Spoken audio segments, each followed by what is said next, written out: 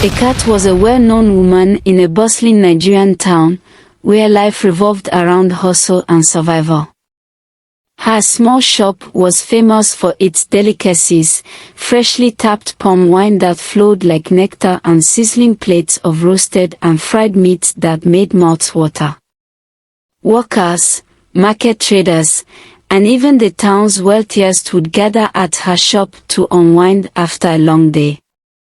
Her shop stood out on a busy street filled with other vendors. It was clean, inviting, and always filled with chatter and laughter.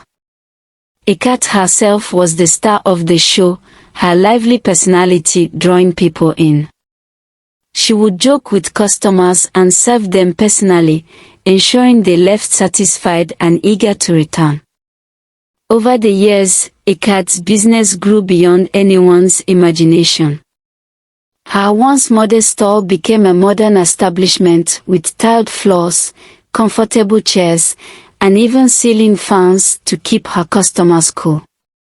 Her success was unmatched, and many envied her.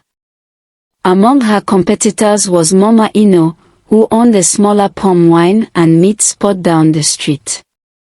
While Mama Ino struggled to keep her business afloat, Ekat seemed to thrive effortlessly. Her shop was always busy, and her customers were loyal. Rumors began to swirl among the other vendors. Some claimed Ekat used juju, witchcraft, to attract customers, while others whispered that her meat had an irresistible secret ingredient. Ekat, however, remained unbothered, smiling and serving her growing clientele. Desperate to uncover Ekatte's secret, Mama Ino hired Emeka, a sharp and resourceful teenage boy, to spy on her. Emeka started visiting Ekatte's shop regularly, pretending to be a loyal customer. He observed everything, the way she prepared her meat, how she stored her palm wine, and even how she interacted with suppliers. For weeks, Emeka saw nothing unusual. But one evening, as he lingered near the shop, he noticed a truck pulling up at the back. The men who stepped out were rough-looking, their faces hidden under caps. They unloaded large sacks, which Ekat received with a wide grin. She handed them bundles of cash before dragging the sacks inside. Emeka's curiosity was piqued. The sacks were much too heavy to contain regular meat, and the men's secretive demeanor raised questions. He decided to follow the truck the next time it came. A week later, the truck returned. Emeka, hidden behind crates, watched as the sacks were unloaded. When the truck left, he trailed it, careful to stay out of sight. The vehicle weaved through the crowded streets before stopping at an abandoned warehouse on the outskirts of town. Peeking through a broken window, Emeka saw something that made his heart race. Inside, several frightened children were tied up, guarded by men with harsh expressions. The sacks, he realized, contained items related to the children, clothes, shoes, and worse. Emeka rushed back to Mama Ino, his face pale and voice trembling. At first, she struggled to believe him, but the boy's genuine fear convinced her to act. Together, they approached the police, reporting what Emeka had seen. The police began an undercover investigation, watching Ekatte's shop and tracking the truck. They discovered that Ekatte was not just buying meat but human flesh. The kidnappers targeted schoolchildren, abducting them on their way home and selling their bodies to her. Oblivious to the investigation, Ekatte continued her business as usual. Her customers laughed and drank, praising her cooking and the freshness of her palm wine. She had no idea that her empire was on the brink of collapse. One fateful evening, the police raided Ekatte's shop. Officers stormed in, arresting her in front of her stunned customers.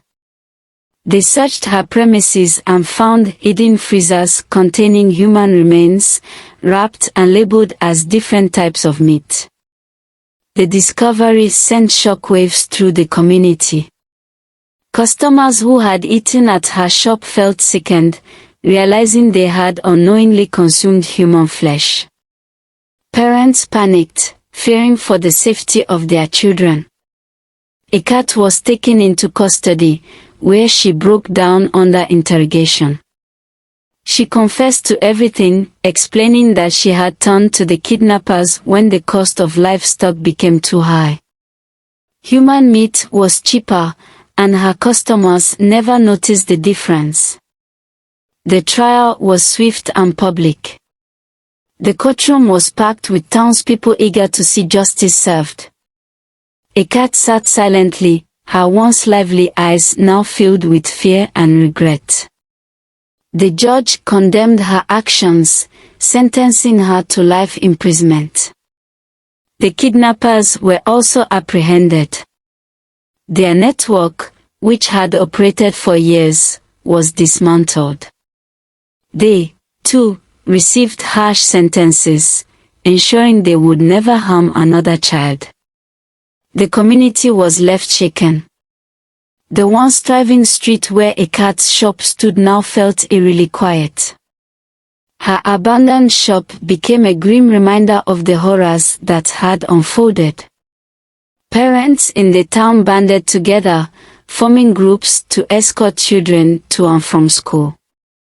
No child walked alone anymore, and the community became more vigilant.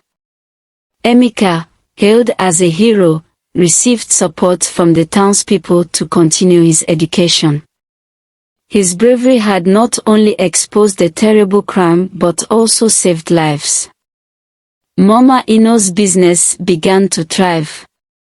With Ekatte's gone, customers returned to her humble spot, appreciating her honesty and dedication. She became a symbol of resilience and integrity. As life slowly returned to normal, the story of Ekatte's became a cautionary tale. Parents warned their children to be wary of strangers, and vendors learned the importance of honesty in business. Emeka's life changed forever. He grew into a young man known for his courage and determination. He often shared his story, encouraging others to stand up for what was right. The town, though scarred by the incident, emerged stronger. The people realized the importance of unity and vigilance in protecting their community. Years later, Ekatte's name was barely spoken, but her story lived on as a lesson about the dangers of greed and the consequences of losing one's humanity. The once abandoned shop was eventually demolished, making way for a children's playground. It became a place of laughter and joy, a stark contrast to the horrors that had once been hidden there. Emeka often visited the playground, watching the children play and reflecting on how far the town had come. He felt a deep sense of pride, knowing he had played a role in making his community safer. The palm wine and meat business in the town flourished, but vendors remained honest, knowing the trust of their customers was their greatest asset. In the end, Ekatte's downfall reminded everyone that success built on lies and greed can never last. True prosperity, they learned, comes from integrity, hard work, and respect for others.